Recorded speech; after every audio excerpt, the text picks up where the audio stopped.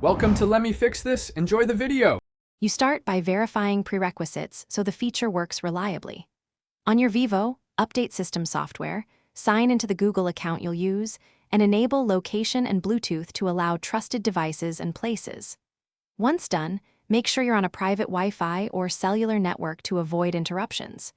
You'll also want screen lock active, PIN, pattern, or password, because Smart Lock builds on that security. This prevents accidental access if the Smart Lock condition fails. Now configure Smart Lock itself. Open Settings, go to Security or Screen Lock, then Smart Lock. You'll enter your screen lock to manage trusted places, trusted devices, voice match, and on-body detection. Add a familiar location by placing the PIN or selecting your home Wi-Fi. Add Bluetooth devices like a watch or car to stay unlocked when nearby. Once configured, test each option.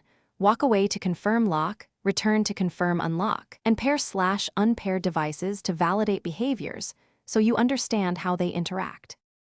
Finish by rebooting your Vivo so settings fully apply and the system recognizes new trusted items.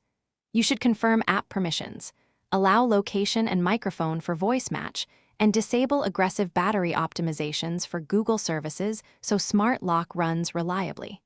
Once set, observe behavior over 24 hours and adjust sensitivity or remove redundant trusts.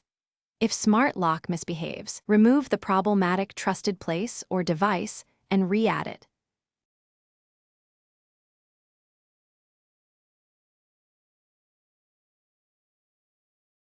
Thanks for watching. If you found this helpful, don't forget to like and subscribe.